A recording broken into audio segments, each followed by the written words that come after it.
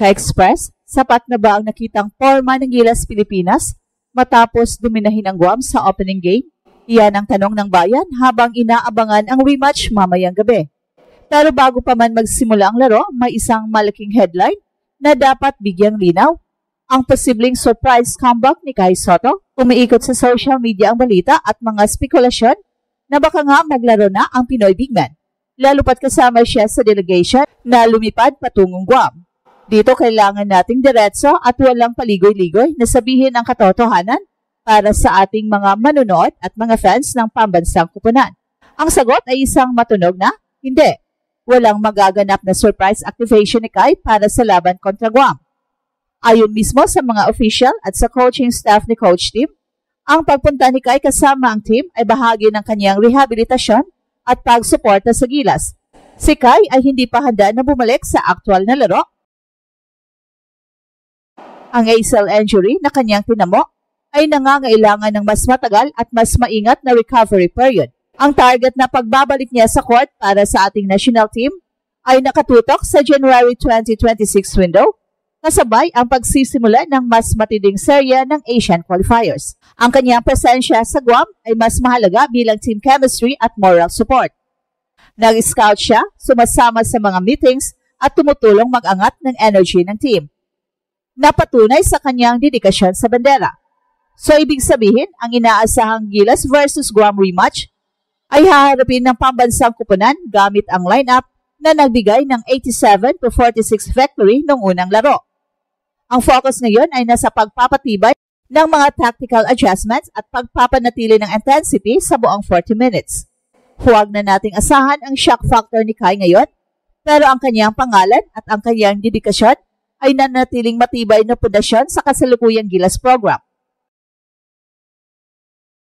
Tandaan, ang pag-iingat sa kanyang kalusugan ang pangunahing priority dahil siya ang future ng Philippine basketball. Patuloy nating subaybayan ang laban dahil kahit wala si Kai sa court, ang Gilas ay laging handang magpakita ng tapang at galing sa entablado ng international basketball. Matapos ang malinaw na pahayag na hindi maglalaro si Kai sa rematch kontra Guam, nakatuon na ang buong atensyon sa tactical at strategic na aspeto ng pambansang kupunan. Tandaan natin, ang dominant na pinakita ng Gilas sa unang laban kontra Guam, kung saan nagtapos ang laro sa isang loop-sided na 87-46 victory. Ang panalong ito ay nagpakita na ang current system ni Coach Tim na walang Kai ay may sapat na firepower at depth para manalo sa kategoryang ito ng tournament. Hindi lang ito simpleng panalo kundi isang demonstration ng depensa at chemistry ng team. Ayon sa mga report, nag-iba ang flow ng laro matapos ang dikit na 17-all stalemate sa unang quarter kung saan umarangkada ang Gilas sa second half sa tulong ni Justin Brownlee sa opensa at Scotty Thompson sa depensa. Ang susi ng loop-sided na panalo ay isang unseen addition sa frontline ng Gilas. Si QMB na inaasahang punan ang pansamantalang butas na iniwan ng pagkawala ni Kai dahil sa kanyang ACL injury ay nagbigay agad ng instant impact. Ipinakita ni QMB ang kanyang tremendous rebounding at weak side defense na nagresulta ng record-breaking 61 total defense para sa Gilas. Ito ay isang rebounding hole na nag-break ng Asian qualifiers record at nagpapatunay na kahit wala ang ating 7-3 center, nananatiling formidable ang Gilas sa paint. Ang tandem ni QMB kasama sina Junmar Fajardo at AJ Edo ay nagbigay ng massive advantage sa size at athleticism laban sa Guam na hindi na nakasabay sa frenetic pace at second chance points ng Gilas. Ang intelligence at willingness ni QMB na maglaro sa loob ng sistema ni Coach Tim ay isang malaking development na dapat tutukan. At dahil dito, ang question ngayon ay hindi kung paano mananalo ang Gilas, kundi kung gaano pa kayang i-deliver ng kupunan ang parehong intensity sa rematch. Malaking factor ang sinabi ni Coach Tim na ang Guam ay babalik ng incredibly motivated, lalo na't naglaro sila sa kanilang home court sa unang laban.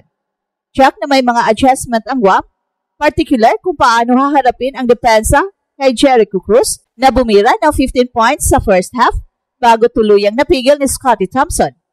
Ang rematch na gaganapin sa home court ng Pilipinas ay crucial para sa Gilas na ituloy ang sweep sa first window ng FIBA World Cup Asian qualifiers. Ang bawat panalo ay mahalaga Dahil ang mga results na ito ang magiging pundasyon sa long-term goal na makapasok sa 2027 World Cup at ultimately sa 2028 Los Angeles Olympics.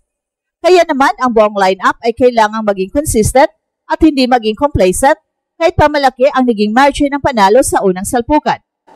Ang pagpapakita ng commanding victory ng Gilas sa unang laban kontra Guam sa gitna ng uncertainty at spekulasyon tungkol kay Kai ay nagbigay ng malinaw na strategic message. Ang pambansang kupunan ay hindi dependent sa isang single star player.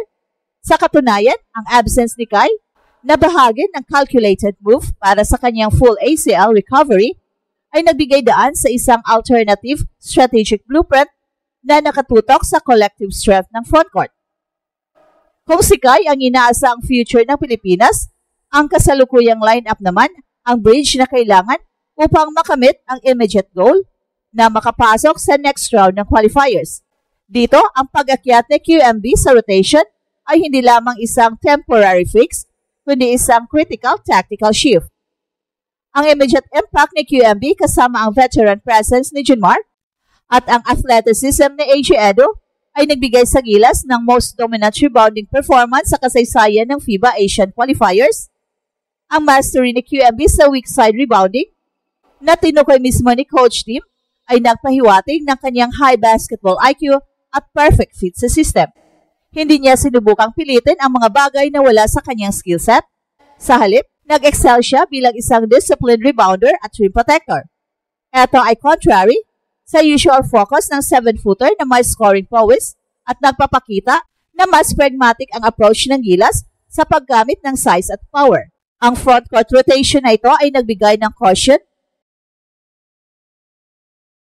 para sa Pinoy swingmen at guards na mag-focus sa perimeter defense at sa fast break offense na siyang dahilan ng blowout win sa second half ng unang laro. Ang mindset na ito ay reflection ng mas malawak na coaching philosophy ni Coach Tim para sa multi-titled coach ang bawat laro, lalo na ang mga home and away games na ito ay the most important games that we play. Dahil direkta itong konektado sa long-term goal na 2027 World Cup at 2028 Olympics. Kaya naman ang strategy na hindi mag-rely sa star power kundi sa supreme execution ng triangle offense at higit sa lahat sa defense. Ang blueprint ay simple, manalo sa pamamagitan ng disiplina at team play at gamitin ang size advantage para durugin ang spirit ng kalaban sa boards.